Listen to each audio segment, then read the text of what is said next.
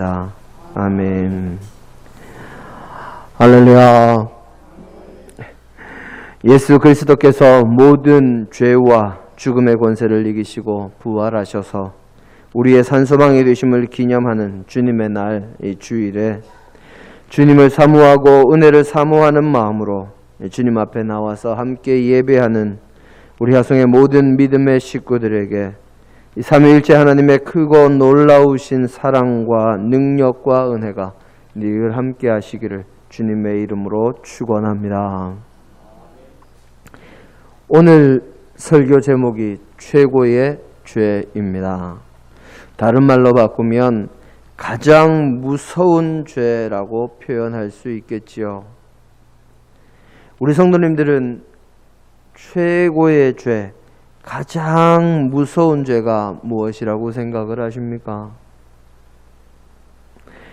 신앙생활을 오래 했지만 이 물음에 쉽게 무엇입니다 하고 대답하기는 쉽지 않습니다. 오늘 우리에게 주어진 마태복음 5장 20절의 말씀을 붙들고 우리 믿음의 사람들이 가장 경계해야 할 최고로 무서운 죄는 무엇일까 함께 생각하며 말씀을 묵상하고 은혜를 나누는 시간을 가지기를 원합니다. 이 국민일보에 보면 종교 부분만 따로 다루는 이 지면이 있습니다. 거기에 겨자씨라는 난이 있는데요. 많은 유명한 목사님들의 짧은 설교나 또는 짤막한 신앙 칼럼을 싣는 난입니다. 한 11년, 12년 전에 그 겨자씨 난에서 이런 글을 읽었습니다. 아주 유명한 부흥 강사 목사님의 아들이었고 어려서부터 이 교회에 열심이고 신앙생활의 모습이 다른 아이들의 모범이 될 뿐만이 아니라 성격도 활발해서 주변에서 많은 사람들이 그 아이에게 나중에 목회자가 되라, 나중에 목사님 되면 훌륭한 목사님 되겠다, 이런 말을 수도 없이 듣고 자랐던 아이가 있습니다. 그런데 그 아이가 어느 날부터인가 제대로 신앙생활을 하지 않기 시작을 하더니 결국 하나님을 부인하고 세상길로 나가서 세상과 버타며 살다가 많은 시간이 흐른 후에야 하나님의 부르심, 그 소명을 깨닫고 하나님 앞으로 돌아와서 목회자가 되었다 하는 글이었습니다. 그 글에 따르면 이 늦은 나이에 목회자가 된 이 주인공의 아버지가 이 목회하며 섬기던 교회에서 성도님들이 오랜 시간 동안 그리고 자주 딱 두 편으로 나뉘어서 자주 싸웠다고 그럽니다. 교인들이 싸우는 모습을 보고 믿는다고 하는 사람들이 싸운다는 것이 너무 이상해서 주일학교 선생님에게 이 아이가 여쭤봤답니다. 선생님, 싸우면 천국 가요? 지옥 가요? 이 선생님이 뭐라고 대답하셨겠습니까? 딱 4글자로 나오죠. 지옥까지.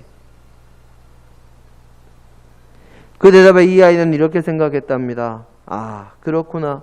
교회 다니는 사람들이 저렇게 서로 싸우는 걸 보면 말로는 천국이 있고 말로는 지옥이 있다고 하지만 저렇게 싸우는 거 보면 그거 전부 다 거짓말이다. 저 사람들이 믿는다고 하는 예수님도 거짓말이고 저 사람들이 믿는 하나님도 가짜 하나님이다. 이런 마음이 어린 마음에 들더랍니다. 그리고 그때부터는 하나님이 믿어지지도 않고 성경 말씀이 믿어지지도 않더랍니다.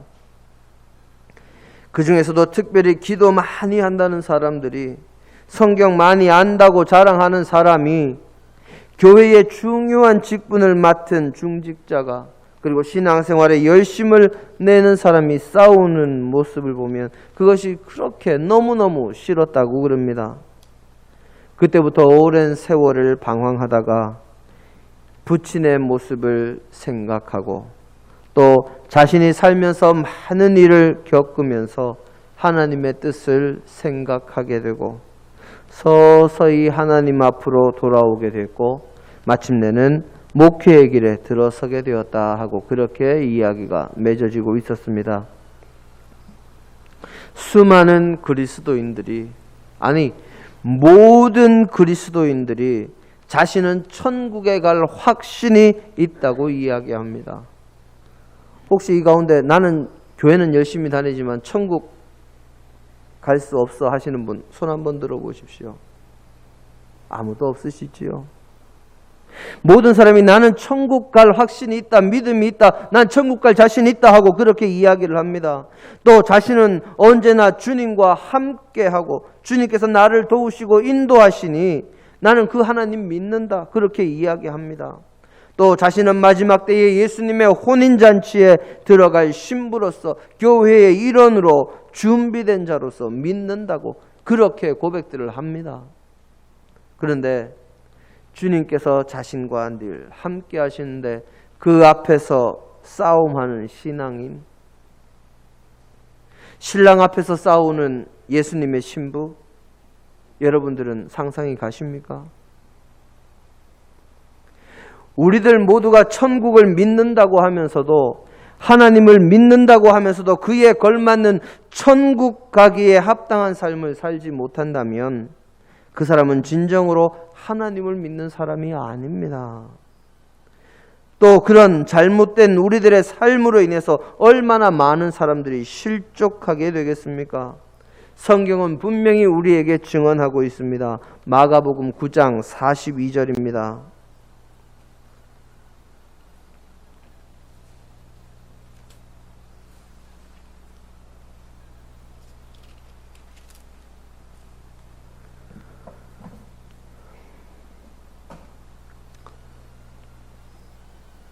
함께 봉독하십니다.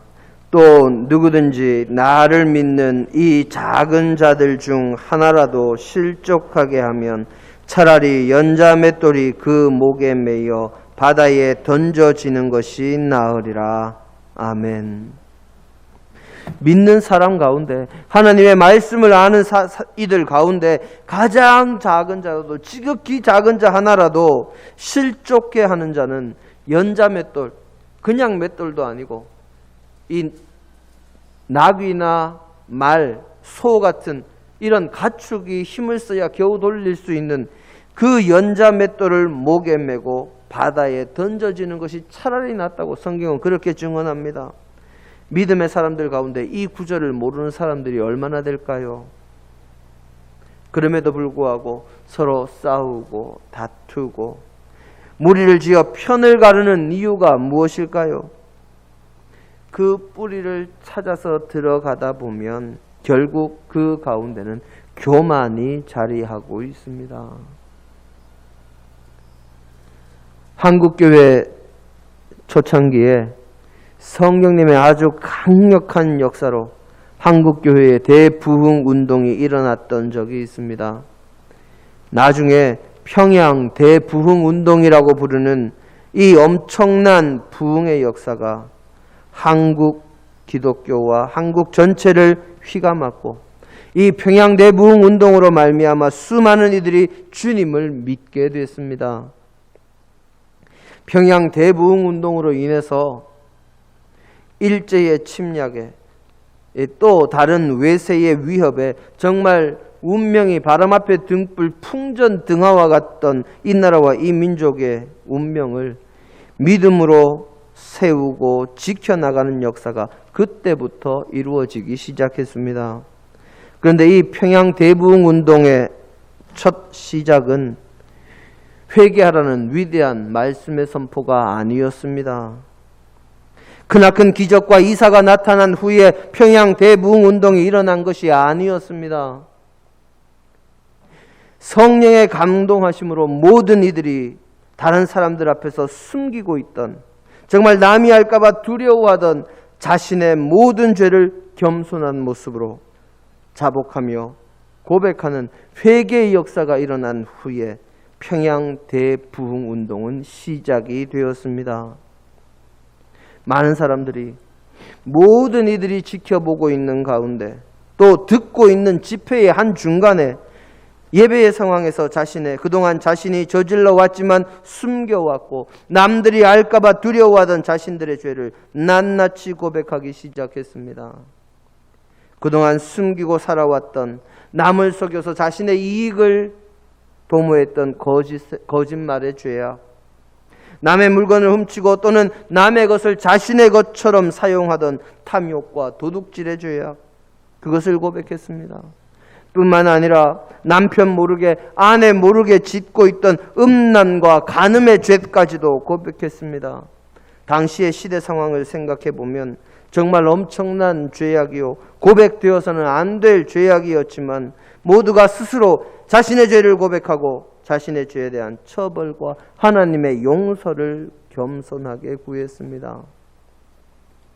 그 회개의 시간 이후에 그 자리에 참여했던 이들 모두가 큰 충격을 받은 것은 물론이요, 다른 사람들도 이 엄청난 사건에 어안이 벙벙할 정도였습니다. 조금 시간이 흐르자 어떻게 그럴 수 있느냐, 정말 배신감을 느낀다 하는 비난이 쇄도했고 그것이 그들을 괴롭게 만들었습니다. 하지만 주님께서는 겸손히 자신들의 죄를 자복하고 회개한 이들이 자신의 죄값을 치르게 하시고 그들의 죄로 인한 타인의 손해를 회복하게 하신 후에 그들을 용서하셨으며 마침내 그들을 통하여 한국교회의 크나큰 부흥과 은혜의 역사를 이루어 가셨습니다. 겸손히 자신의 죄를 고백하고 회개함으로 평양 대부흥운동의 중심이 되었던 인물이 바로 나중에 목회자가 된, 그 자리에서 자신의 죄를 가장 먼저 고백했던 길선주 장로님, 길선주 목사님이지요. 바로 겸손히 자신을 낮추고 회개하는 이들에게 하나님의 능력과 성령님의 강력한 역사가 나타난 것입니다. 기독교에서는 수도사 전통에서부터 약 1500여 년의 시간을 거치면서 전통적으로 가장 큰 죄, 가장 으뜸되는 죄, 모든 죄의 근원이 되는 죄로 7가지의 죄악을 꼽습니다. 그 가운데 첫째가 교만이고, 둘째가 질투입니다. 그리고 분노, 탐심, 탐식, 게으름, 정욕, 이런 것들이 그 죄에 포함이 됩니다. 이 리스트를 보면 정욕은 제일 마지막이고 가장 먼저 나오는 죄가 교만입니다. 교만이 더 무서운 죄예요. 아니, 교만이 가장 무서운 죄라는 것이지요.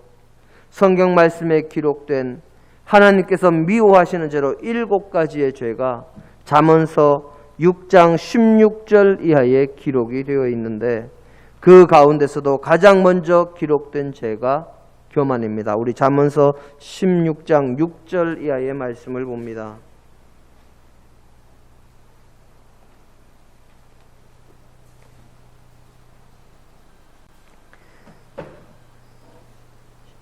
(6장) 16절부터 19절까지 말씀을 우리가 함께 보겠습니다. 찾으셨습니까? 네, 함께 봅니다. 여호와께서 미워하시는 것 곧 그의 마음이 싫어하는 것이 67가지이니 곧 교만한 눈과 거짓된 혀와 무죄한 자의 피를 흘리는 손과 악한 계교를 꾀하는 마음과 빨리 악으로 달려가는 발과 거짓을 말하는 망령된 죄인과 및 형제 사이를 이간하는 자니라. 아멘. 여기에 7가지 죄가 이렇게 나란히 기록이 되어 있는데 그중 첫 번째로 나오는 것이 바로 교만입니다. 가장 으뜸이 되는 죄, 모든 죄의 근원이자 모든 죄의 뿌리가 되는 죄가 바로 교만이라는 말씀이지요.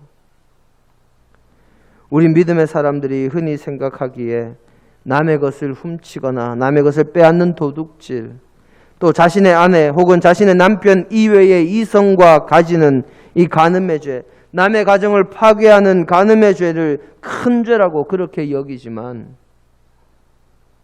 교만은 큰 죄로 여기지를 않습니다.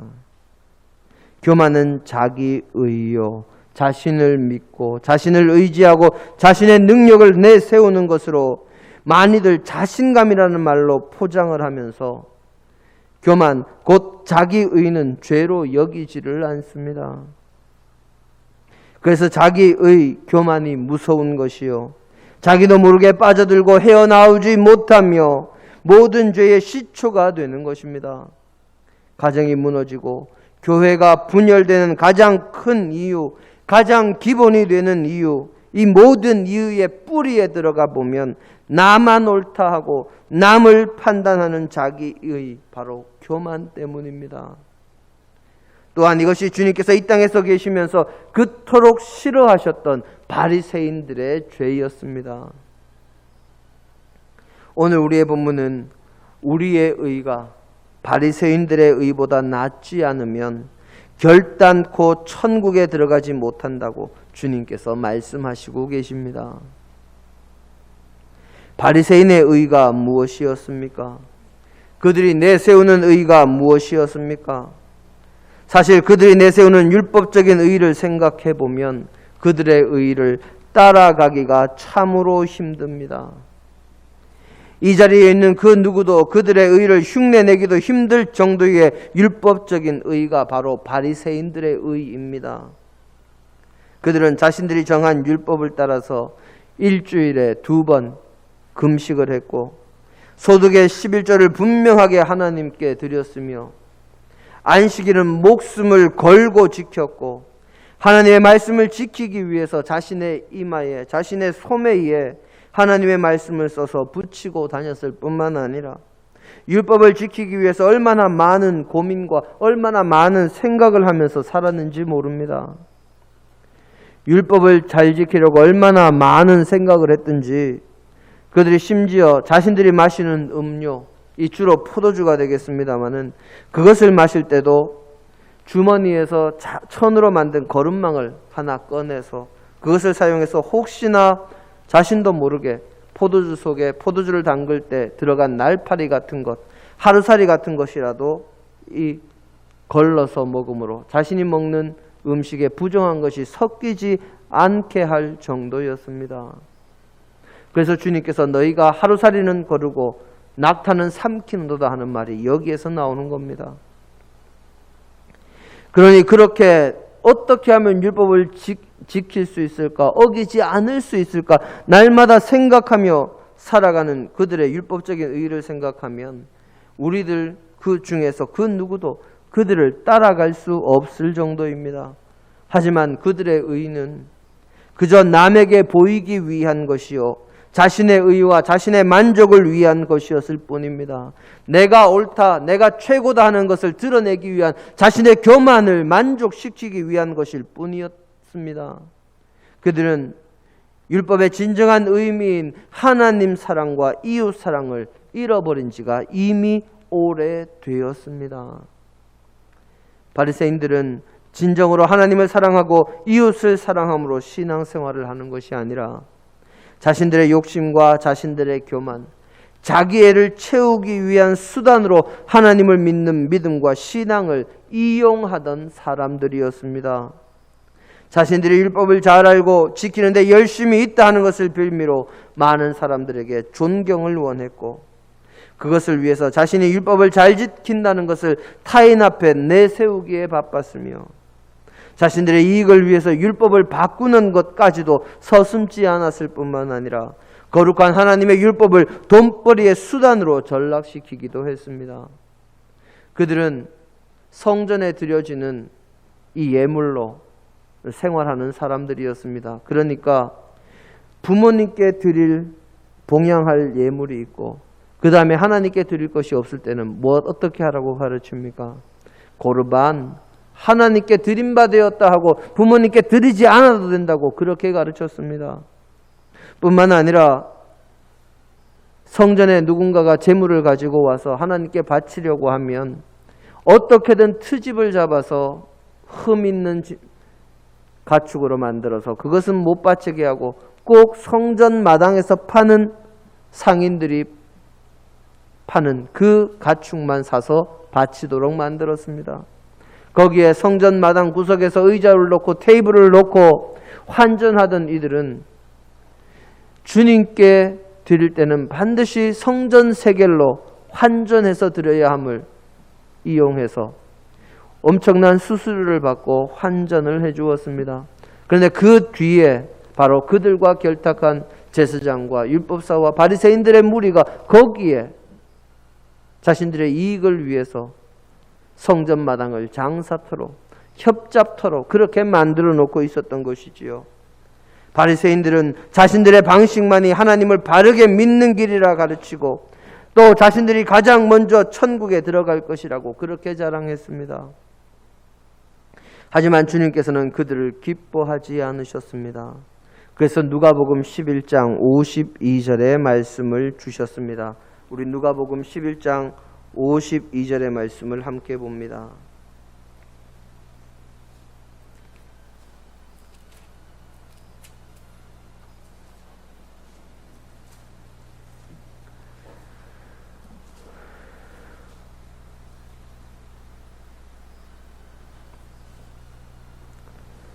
함께 보겠습니다.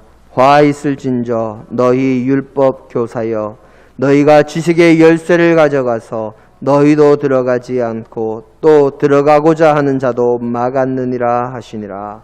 아멘. 바리새인들과 율법사들과 서기관들이 자신들이 하나님의 말씀을 알고 있다고 하면서도 하나님께서 기뻐하시고 원하시는 올바른 길을 가지 않고 자신을 내세우는 것을 지식의 열쇠로 천국의 문을 잠궜다는 것으로 주님께서 표현하신 것입니다.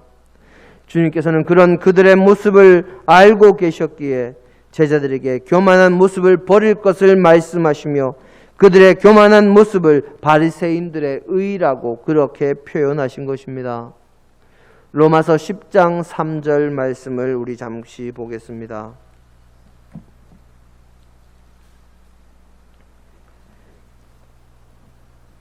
함께 봉독합니다. 하나님의 의를 모르고 자기 의를 세우려고 힘써 하나님의 의에 복종하지 아니하였느니라. 아멘. 바로 하나님의 의가 아니라 자신의 의를 세우는 자는 천국에서 환영받지 못합니다. 하지만 바리새인들은 하나님의 의가 아니라 자신들의 의를 내세웠고 자신을 내세웠고 자신들의 교만으로 세상 모든 사람들을 정죄하기에 바빴습니다. 바리새인들뿐만 아니라 율법 교사들도 마찬가지였습니다.